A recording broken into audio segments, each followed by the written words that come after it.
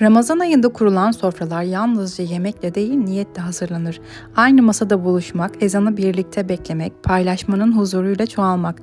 İşte misafir ağırlamanın asıl anlamı budur. Ancak bu manevi atmosferin arkasında çoğu zaman görünmeyen bir telaş vardır.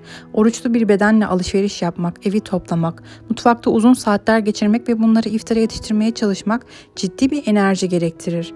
Çoğu zaman yorgunluk son saatlere doğru artar ve huzurlu akşamı stres gölgelemeye başlar. Oysa doğru planlama ile bu süreci çok daha sakin, kontrollü ve zarif bir şekilde yönetmek mümkün. Zamanı doğru kullanmak, işleri doğru sıraya koymak ve enerjiyi bilinçli şekilde dağıtmaktır. Bu videoda Ramazan'da yorulmadan misafir ağırlamanın sistemini adım adım paylaşacağım. Hem evinizin düzenli görünmesine hem de mutfakta panik yaşamayacak şekilde iftara, misafir ağırlamaya beraber bakacağız. Hadi şimdi başlayalım. Birinci madde, bir gün önceden menüyü netleştirmek ve alışveriş listesini hazırlamak. Misafir ağırlamanın en kritik adımı hazırlığın bir gün önceden başlamasıdır. Son güne bırakılan her karar iftar saatine yaklaştıkça zihinsel bir baskıya dönüşür. Acaba ne yapsam, bir eksik mi kaldı gibi sorular gün boyu zihni meşgul eder ve fark etmeden enerjiyi tüketir. Oysa sakin bir akşamda oturup menüyü netleştirmek ertesi günü yarı yarıya hafifletir. Menüyü belirlerken denge gözetilmelidir. Bir ağır ana yemek, onu tamamlayan yardımcı bir lezzet, ölçülü bir tatlı ve sofrayı ferahlatacak yan ürünler. Fazla çeşit çoğu zaman bereket değil, yorgunluk getirir. Ramazan sofrasının gücü sadeliğindedir. Menü netleştikten sonra alışveriş listesi hazırlanır. Ancak bu liste gelişigüzel değil, kategorilere ayrılmış şekilde düzenlenmelidir. Ana yemek için gerekli malzemeler ayrı, tatlı için gerekenler ayrı, son dakika taze alınacak ürünler ayrı başlık altında yazıldığında hem alışveriş süreci hızlanır hem de hiçbir ayrıntı gözden kaçmaz. Oruçlu bir günün içinde markette kararsız kalmak, reyonlar arasında düşünerek dolaşmak gereksiz bir yorgunluk oluşturur. Net bir listeyle hareket edildiğinde alışveriş kısa sürede tamamlanır ve zihinsel belirsizlik ortadan kalkar. Eve dönüldüğünde artık eksik kalma ihtimali değil, hazırlığın huzuru hissedilir. Unutulmamalıdır ki iyi bir sofra mutfakta değil, planlama aşamasında kurulur. Bir gün önceden yapılan bilinçli hazırlık iftar saatine giden sürecin en sağlam temelidir. İkinci madde, sabah saatlerinde evi pratik ve stratejik şekilde toplamak. Misafir günü sabahı tüm evi baştan aşağı temizleme günü değildir. Aksine enerjiyi akıllıca yönetme günüdür. Oruçlu bir bedeni zorlayacak detaylı temizlikler günün ilerleyen saatlerinde ciddi bir yorgunluk olarak geri döner. Bu nedenle sabah saatleri yalnızca evi düzenli, ferah ve toparlanmış gösterecek temel adımlar için değerlendirilmelidir. Öncelik görsel sadeliktedir. Ortalıkta dağınık duran eşyalar yerine kaldırılır. Sehpa ve tezgah üzerindeki fazlalıklar sadeleştirilir. Koltuklar düzeltilir çünkü bir evin temiz görünmesini sağlayan şey çoğu zaman derin temizlik değil, düzen hissidir. Göz yormayan bir alan zihni de rahatlatır. Mutfak tezgahının boş ve hazır görünmesi özellikle önemlidir. Akşam saatlerinde yemek hazırlığı sırasında karmaşa yaşanmaması için sabah yapılan bu düzenleme büyük bir avantaj sağlar. Aynı şekilde giriş alanı ve salon gibi misafirin ilk göreceği bölümlerde de sade bir görünüm oluşturmak evin genel atmosferini doğrudan etkiler. Bu aşamada amaç kusursuzluk değildir, kontrol duygusudur. Sabah tamamlanan bu bilinçli toparlanma sayesinde günün geri kalanında bir de evi toplayayım düşüncesi zihni meşgul etmez. Enerji mutfağa saklanır, zaman dengeli şekilde kullanılır ve akşam saatlerinde daha güçlü bir şekilde ulaşılır. Günün başında sağlanan düzen akşamın huzurunun temelidir. Üçüncü madde, ev düzeni sağlandıktan sonra alışverişi erken saatte tamamlamak. Evde temel düzen sağlandıktan sonra sıradaki adım alışverişi günün erken saatlerinde tamamlamaktır. Alışverişin son dakikaya bırakılması hem fiziksel hem de zihinsel olarak en yorucu hatalardan biridir. İftara saatler kalan market kalabalık ve karışık olur. Eksik ürün telaşı yaşamak ve zaman baskısı hissetmek tüm hazırlığın ritmini bozar. Bu nedenle alışveriş günün henüz enerjisinin yüksek olduğu bir zaman diliminde yapılmalıdır. Önceden hazırlanmış listeye sadık kalmak burada büyük bir önem taşır. Liste dışına çıkılmadığında hem gereksiz ürün alınmaz hem de karar verme süresi uzamaz. Kararsızlık fark edilmeden enerji tüketir. Netlik ise süreci hızlandırır. Alışveriş sırasında ölçülü davranmak da hazırlığın kalitesini belirler. Fazla çeşit mutfakta fazladan iş demektir. Ramazan sofralarının zerafeti abartıda değil dengedir. Ana yemeği destekleyen birkaç tamamlayıcı lezzet yeterlidir. Önemli olan her şeyin zamanında ve özenle hazırlanmış olmasıdır. Alışveriş tamamlandığında günün en büyük belirsizliği ortadan kalkar. Eve dönüldüğünde artık eksik kalma ihtimali değil, planlı bir hazırlığın verdiği güven hissedilir. Bu güven akşam saatlerinde daha sakin ilerlemenin temelidir. Hazırlığın bu aşaması sürecin kontrol altında olduğu olduğunu hissettiren önemli bir dönüm noktasıdır. Dördüncü madde alışveriş sonrası bilinçli bir dinlenme arası vermek. Alışveriş tamamlanıp eve dönüldüğünde çoğu kişinin yaptığı ilk şey vakit kaybetmemek adına hemen mutfağa yönelmektir. Oysa Ramazan'da en çok dikkat edilmesi gereken konu enerjiyi gün içinde dengeli biçimde dağıtmaktır. Sabah saatlerinde harcanan yoğun efor,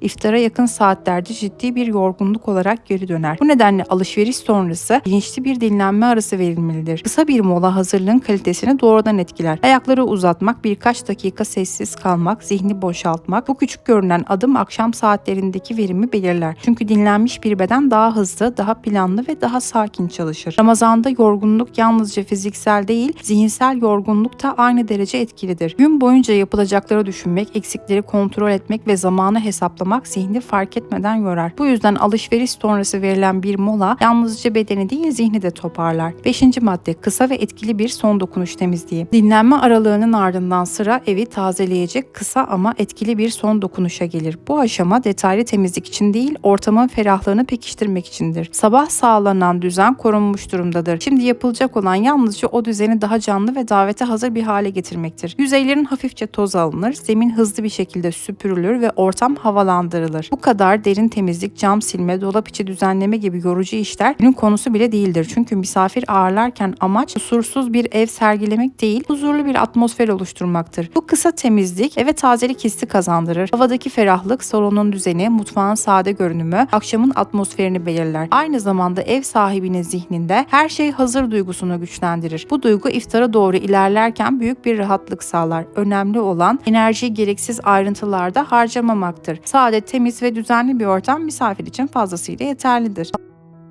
Mutfağa yöneltilmelidir çünkü hazırlığın kalbi artık oradadır. Bu bilinçli son dokunuş evin de ev sahibinin de hazır olduğunun sessiz bir göstergesidir. 6. madde menüyü 3 aşamaya ayırarak mutfağı kontrol altına almak. Mutfakta yorgunluğun en büyük sebebi aynı anda her şeyi yetiştirmeye çalışmaktır. Oysa doğru bir sıralama ile ilerlemek süreci hem sakinleştirir hem de verimli bir hale getirir. Bu nedenle menüyü 3 aşamaya ayırmalıyız. Böylece her yemek kendi zamanında ve doğru tempo ile hazırlanır. İlk aşamada pişirme süresi uzun olan bekledikçe lezzeti artan yemekler yer alır. Fırın yemekleri, etli tarifler, dolmalar, ağır tencere yemekleri günün daha erken saatlerinde ocağa ya da fırına konur. Bu yemekler zaman ister, aceleye gelmez. Erken saatlerde tamamlanıldığında ise günün en büyük yükü hafiflenmiş olur. Akşam saatleri için geniş bir alan açılır. İkinci aşama tatlıdır. Tatlıların çoğunun dinlenmeye ihtiyacı vardır. Soğuması, kıvam alması, şerbetini çekmesi için zamana ihtiyaç vardır. Bu nedenle tatlıyı erken hazırlamak hem lezzet açısından avantaj sağlar hem de zihinsel bir rahatlık oluşturur. Dolapta bekleyen bir tatlı hazırlığın önemli bir bölümünün tamamlandığını hissettirir. Üçüncü ve son aşama ise iftara yakın grupta hazırlanan çorba, pilav ve salatadır. Bu yemekler tazeliğiyle değer kazanır. Pilav sıcak servis edildiğinde kıvamını korur. Salata diri kaldığında sofraya ferahlık katar. Çorba taze kaynadığında lezzetini en iyi şekilde yansıtır. Bu nedenle bu grup özellikle sona bırakılmalıdır. Menüyü aşamalara ayırmak mutfakta karmaşayı ortadan kaldırır. Her şey aynı anda değil, doğru sırayla ilerlediğinde hazırlık bir telaşa değil, kontrollü bir akışa dönüşür. İşte yorulmadan misafir ağırlamanın mutfaktaki en güçlü sırrı budur. 7. madde iftara yakın son dokunuşları sakin bir ritimle tamamlamak. Günün büyük bölümü planlı şekilde ilerlediğinde iftara yakın saatler telaşlı değil, kontrollü geçer. Ağır yemekler hazırdır. Tatlı dinlenmektedir ve mutfakta yalnızca son dokunuşlar kalmıştır. İşte bu aşamada hazırlığın en zarif kısmıdır. Öncelikle çorba ocağa alınır. Taze kaynayan bir çorbanın kokusu evin atmosferini değiştirir. İftar saatlerinin yaklaştığını hissettirir. Ardından pilav hazırlanır ve demlenmeye bırakılır. Pilavın sıcak, tane tane ve kıvamında olması sofranın bütünlüğünü tamamlar. Bu nedenle zamanlama önemlidir. Ne çok erken ne de son dakikaya kalacak kadar geç. Salata ise en son hazırlanır. Taze doğranmış yeşillikler, canlı renkler ve diri bir dokunuş. Salata bekledikçe sulanır ve formunu kaybeder. Bu yüzden servis saatine en yakın anda hazırlanması sofranın kalitesini belirler. Bu aşamada dikkat edilmesi gereken en önemli unsur tempoyu korumaktır. Gün boyu yapılan planlama sayesinde artık yetiştirme telaşı yoktur. Her şey sırasıyla sakin bir akış içinde ilerler. Bu sakinlik hem yemeğin lezzetine hem de ev sahibinin ruh haline yansır. İftara dakikalar kala mutfakta karmaşa değil, düzen hakimdir ve bu düzen günün başında yapılan doğru planın doğal sonucudur. 8. madde, misafirden 1 saat önce sofrayı zarif bir şekilde hazırlamak. Hazırlığın en rahatlatıcı adımlarından biri sofranın misafirden yaklaşık 1 saat önce kurulmuş olmasıdır. Çünkü masa hazır olduğunda zihin üzerindeki görünmeyen yük de hafifler. Kapı çaldığında hala tabak yerleştirmek ya da çatal aramak zorunda kalmamak ev sahibine büyük iç huzur kazandırır. Bu aşamada masa örtüsü özenle serilir, tabaklar dengeli ve düzenli bir şekilde yerleştirilir. Çatal ve bıçaklar simetrik bir şekilde konumlandırılır. Bardaklar hazır edilir, servis kaseleri yerine alınır ve genel görünüm son kez gözden geçirilir. Küçük ama estetik bir dokunuş sofranın havasını tamamen değiştirebilir. Sade bir çiçek, zarif bir peçete, katlama detayı ya da düzenli bir yerleştirme bile yeterlidir. Sofranın önceden kurulmuş olması iftara dakikalar kala oluşabilecek telaşı ortadan kaldırır. Artık mutfakta yalnızca servis anı kalmıştır. Bu düzen hazırlığın ne kadar bilinçli ilerlediğinin göstergesidir. Unutulmamalıdır ki misafir ilk olarak sofranın düzenini ve ev sahibinin sakinliğini hisseder. Önceden hazırlanmış bir masa hem estetik hem de psikolojik bir konfor sağlar. Böylece iftar saatine yaklaşırken ortamda acele değil huzur hakim olur.